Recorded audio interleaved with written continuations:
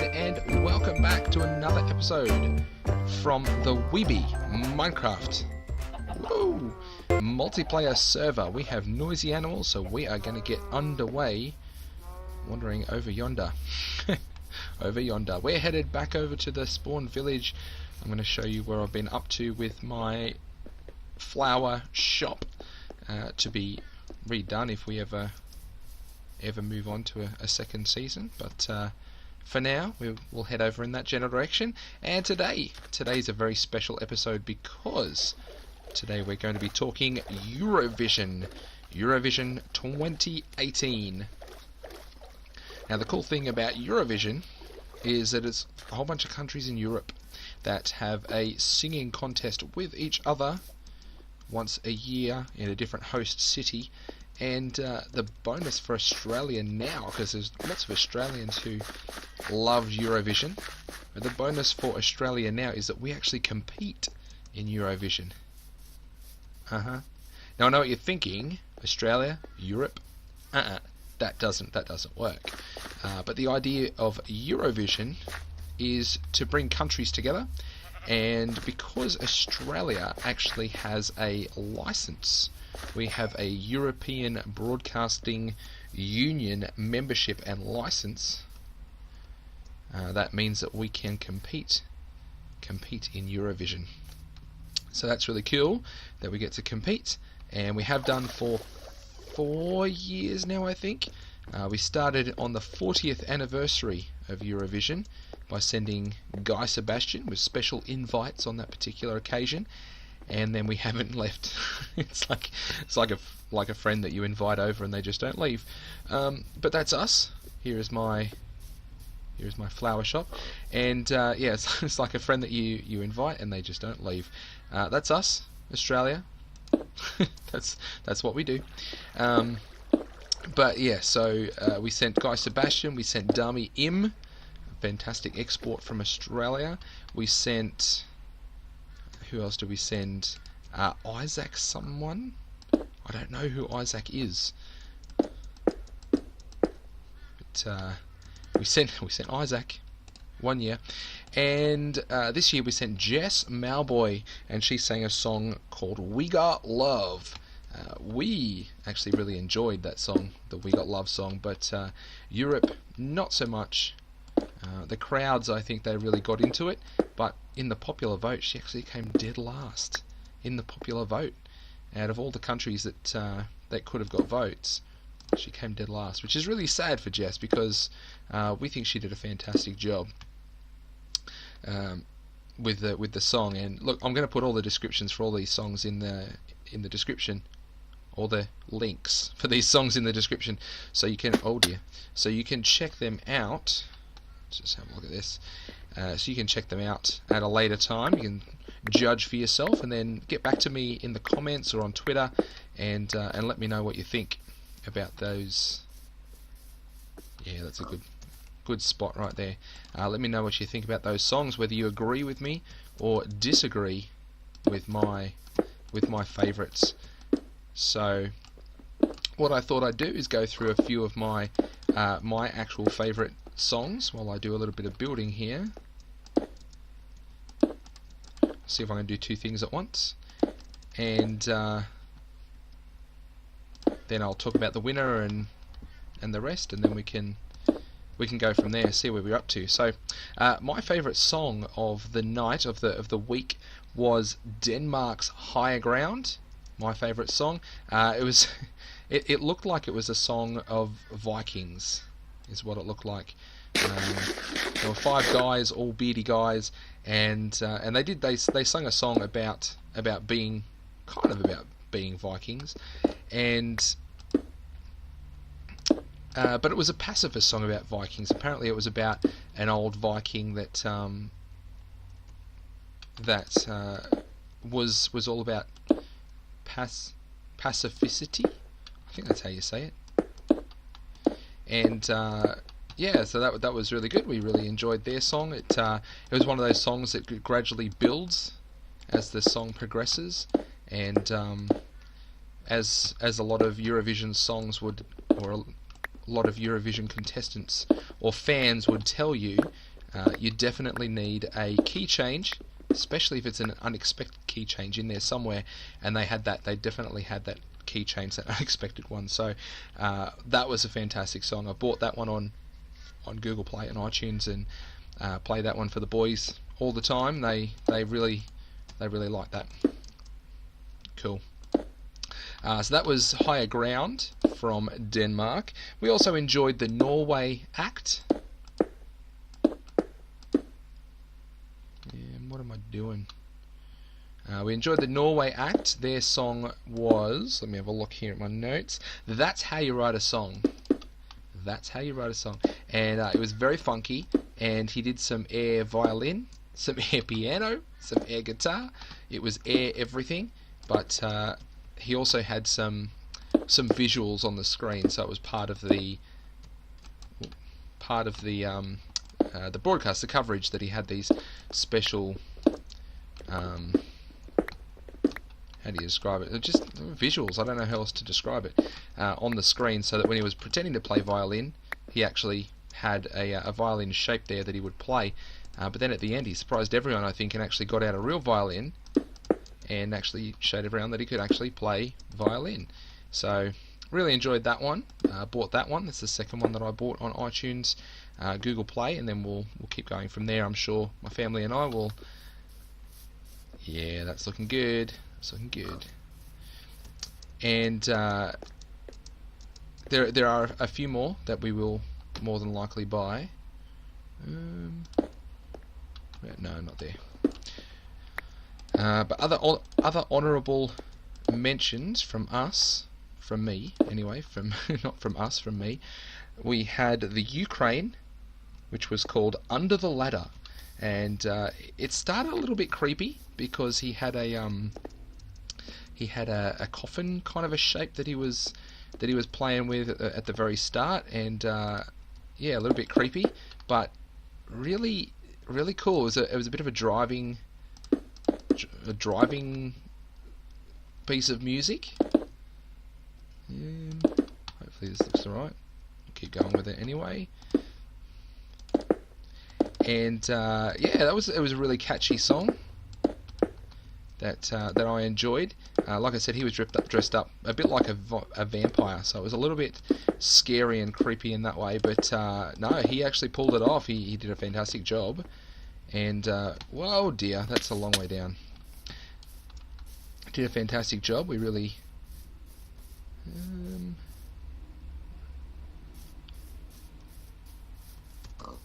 Yeah, okay. I'll have to do the finishing touches off camera, I think, because I can't think too much while I'm on camera here. Go up. Yeah. Oh dear, no.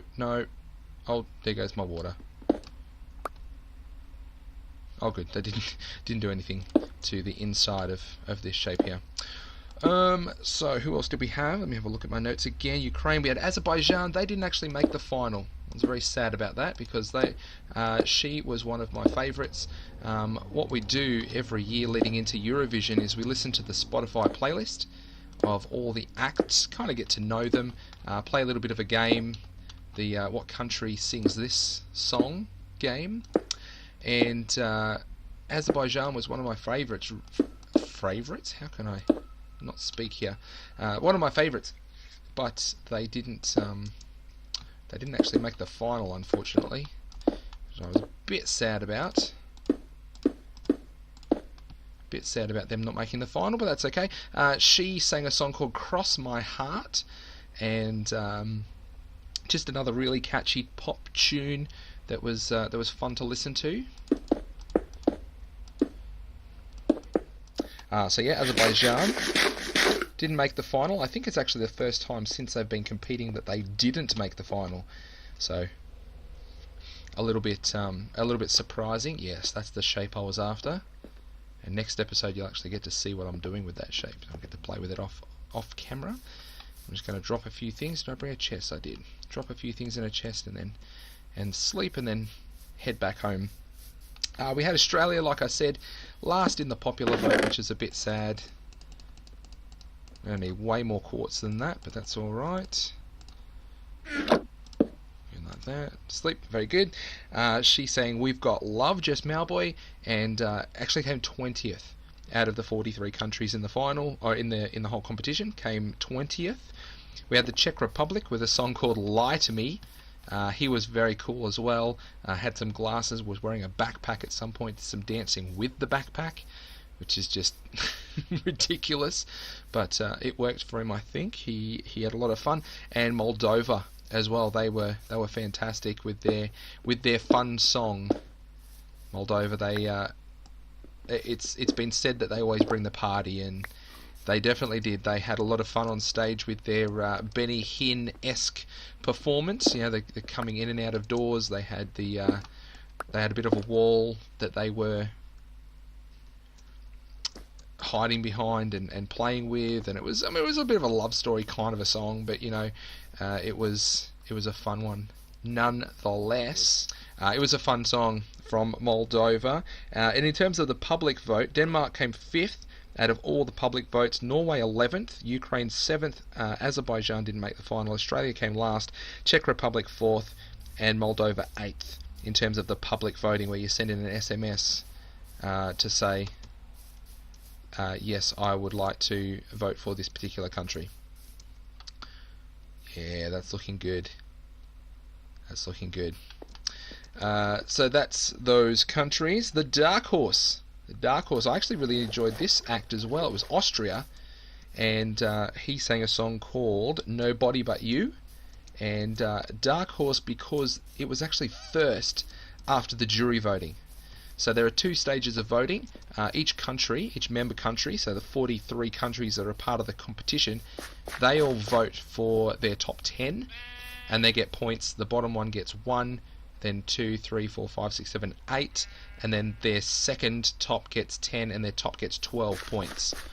And they go around and they get all the jury to vote, to send in their votes, and they all call out their number 12, their du toi, or whatever it's called in French, their 12 points. That's the big reveal, and everyone's really excited when they get 12 points because they came first from a country.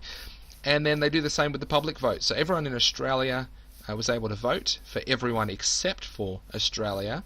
And then, yes, white sheep.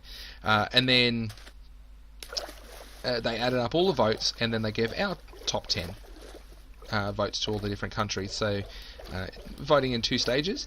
And the Austrian fella, he came first after the jury vote.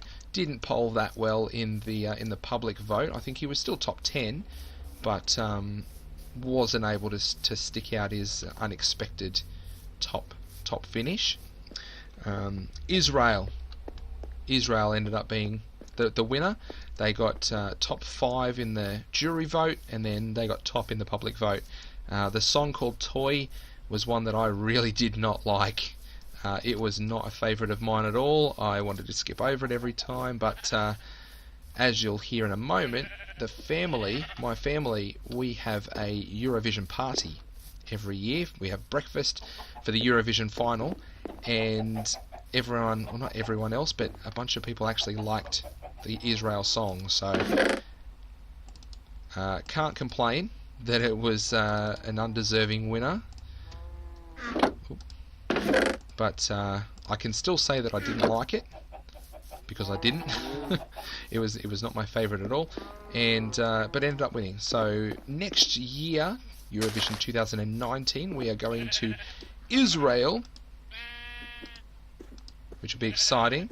Hopefully they can sort out the fighting problems that are going on over there, and it can be a good final without any of the political type stuff that goes on.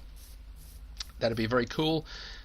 It was an interesting song. I'm not going to say it wasn't a deserving winner just because I didn't like it, but it was an interesting song. Let's just leave it at that. You can watch it and decide for yourself if you'd like. The second place, which I was really hoping would get up and win, was Cyprus with a song called Fugo. She had some interesting dance moves. She did, but she also had some hair flicking going on. It was, I mean, I didn't particularly like that song. I more wanted it to win so that Israel didn't. but because it was right up there. But it was, I don't know, it was one of those songs that grew on me as I listened to it more and more. So yeah, so you've got that one. I need a box for my food, don't I? That's my food. So that was Cyprus. And there were a bunch of other songs. I mean, there were 43 all up. There was 26 in the final. So 2 semi-finals, 10 from each, and then the 6 automatic qualifiers, and then you get your final from there. But overall, we had a fun time. The family and I, like I said, we had a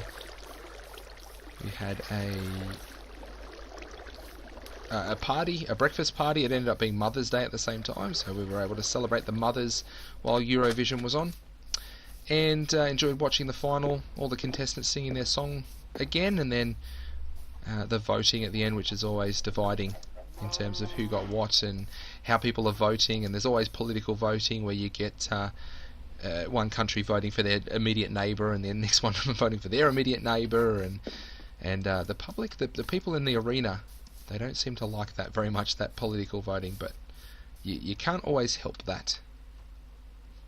Yeah, you can't always help that. So yeah, and then afterwards we get to sit there and wonder why Australia didn't do any better, because we expect to be able to win everything.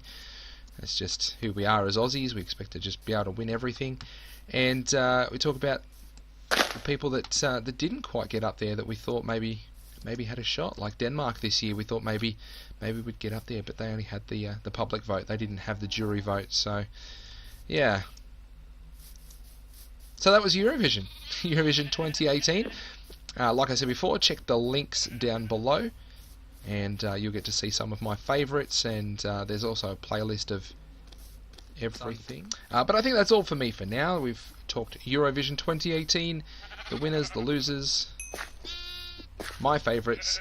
All that's left is to hear from your favourites, so have a look and tell me, what do you think? Do you think I'm right? Do you think I'm wrong? Do you think the public were right or wrong? Do you think the jury were right or wrong? The national juries as they voted. Let me know. I'd love to hear from you. Let me have a look. I think that's all. So thanks very much for watching my Eurovision 2018 wrap. My name is Fox Blockhead. This is the zombie infested... Hello. Welcome to my house. This is the WeBe Minecraft multiplayer server. Until next time, I'll see you later, alligators.